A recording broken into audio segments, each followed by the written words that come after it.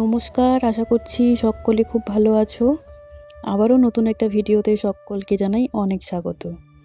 আজকে শুক্রবার, সকাল এখন প্রায় 11টা। আজকে ভিডিওটা শুরু করলাম অনেকটা লেট করে। সকালের সমস্ত কাজবাজ সেরে স্নান করে নিয়েছি।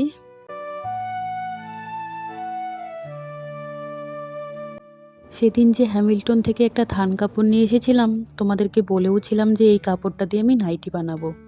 তো দেখো, নাইটিটা কিন্তু আমি বানিয়ে নিয়েছি। আর আজকে স্নান করে এই নাইটিটাই পরলাম। তো ভাবলাম যে নাইটিটা পরলে তোমাদেরকেও একটু দেখিয়ে দিতে পারবো। তো দেখতেই পাচ্ছ, নাইটিটা কিন্তু খুবই সুন্দর হয়েছে। তোমরা যারা যারা ভিডিওটা দেখছো, অবশ্যই তোমরা কমেন্টে বলবে যে নাইটিটা কেমন হয়েছে। সেদিন যে এক কাস্টমার উলের কাপড় দিয়ে যে নাইটি বানিয়ে নিল, তো সামনের ডিজাইনটা কিন্তু এরকমই ছিল। তো ওই ডিজাইনটা আমার ভীষণ পছন্দ হয়েছিল, তাই আমি ভেবেছিলাম যে আমিও কাপড় এনে এইভাবে বানাবো। তবে উলের কাপড়টা নিতে পারলাম না, উলের কাপড় নিতে হলে মিশো থেকে নিতে হবে। তো তাই আমি সুতির কাপড় দিয়েই বানিয়ে নিলাম।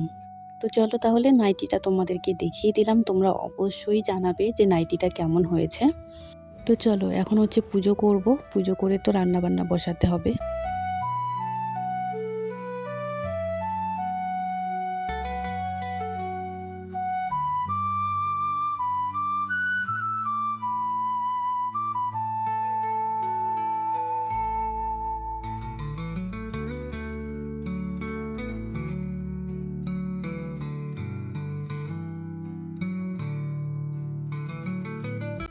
পুজো করা হয়ে গেছে, একটু পরে রান্নাবান্না বসিয়ে দেব।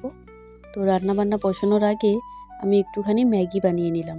তার কারণ সকালবেলা না, আজকে শুধুমাত্র 1 কাপ লাল চা খেয়েছি। লাল চা ছাড়া আর কোনো কিছুই খাইনি আজকে। তো মুড়িটাও ছিল না ঘরে, তো তার জন্য শুধুমাত্র চাই খেয়েছিলাম। এখন দুপুর 12:30 মতো বাজে। আমি ওদিকে রান্নাবান্নাগুলো বসিয়ে দিয়েছি। একদিকে ডাল বসিয়ে দিয়েছি, একদিকে ভাত বসিয়ে দিয়েছি। দুপুরে রান্নাবান্না করে খাওয়া দাওয়াও হয়ে গেছে। তো আজকে রান্নাবান্না খাওয়া দাওয়া কোনো কিছু তোমাদের সাথে শেয়ার করতে পারলাম না। দুপুরবেলার খাওয়া দাওয়া সেরে এদিকে আমি সমস্ত বাসনপত্রগুলো মেজে এনেছি। তো এই বাসনগুলো এখন ঝুড়িতে গুছিয়ে রাখছি। আজকে বেশি কিছু রান্না করিনি, আজকে শুধুমাত্র একটু মুসুরের ডাল করেছিলাম, তার সাথে হচ্ছে বাঁধাকপির ঘন্ট। তো ওই দিয়েই কিন্তু দুপুরবেলা খাওয়া দাওয়াটা সেরে নিয়েছি আমি। যা পরিমাণে ঠান্ডা পড়েছে, এই ঠান্ডার জন্য না এখন আর লাইভে যেতে পারছি না। তার কারণ লাইভে গেলে তো প্রায় 1.5-2 ঘন্টা বসে থাকতে হয়। আর এই ঠান্ডার মধ্যে না একদমই অসম্ভব এতটা সময় বসে থাকা। তার কারণ প্রচণ্ড পরিমাণে ঠান্ডা পড়েছে, এতটা সময় বসে থাকলে শরীর একদমই অসুস্থ হয়ে পড়বে। তবে ঠান্ডাটা একটু কমলেই আমি চেষ্টা করব প্রত্যেক দিন লাইভে যাওয়ার। তো লাইভে যাওয়ার ইচ্ছে করে, কিন্তু ঠান্ডার জন্য আর সাহস পাই না। আর এখন তো সরস্বতী পুজোর কাজ আছে আমার, বেশ কয়েকটা ব্লাউজের অর্ডার পেয়েছি। তো সেই ব্লাউজগুলো তো আমাকে বানাতে হবে। তো ব্লাউজগুলো বানানো হোক, তারপর সরস্বতী পূজাটা বের হোক, তারপর আমি প্রত্যেক দিন লাইভে যাওয়ার চেষ্টা করব। আসলে যারা আমার লাইভে প্রত্যেক দিনই আসে, তো তারা আমার ভিডিওতে এসে কমেন্ট করে আর কি, যে আমি কেন লাইভে আসছি না। তো তার জন্যই এই কথাগুলো আমি এই ভিডিওতে বলে দিলাম যে কিচ্ছু হয়নি আমার, আমি একদম ভালো আছি।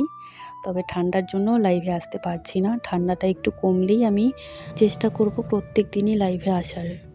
তো এখন সন্ধ্যা 5:30 মতো বাজে। তো পাশের বাড়ি এক জায়ের বাড়িতে আমরা বসে আগুন তাপাচ্ছি সবাই মিলে। আমাদের সাথে এই বাচ্চাটাও আগুন তাপাচ্ছে। তো ওখান থেকে বাড়িতে এসে আমি কয়েকটা আপেল কুল কেটে নিয়েছি। আজকে সন্ধেবেলা আর চা বানাবো না।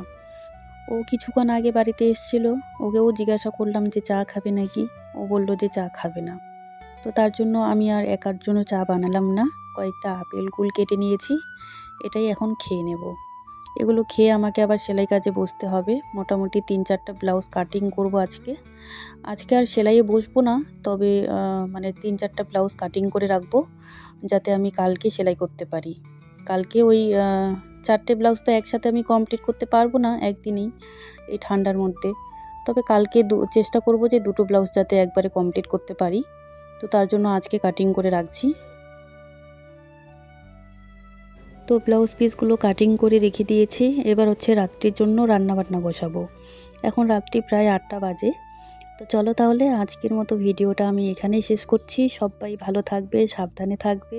আর ভিডিওটা ভালো লাগলে একটা লাইক করো, কমেন্ট করো আর সাবস্ক্রাইব করতে কিন্তু একদমই ভুলো না। তো চলো, গুড নাইট, টাটা।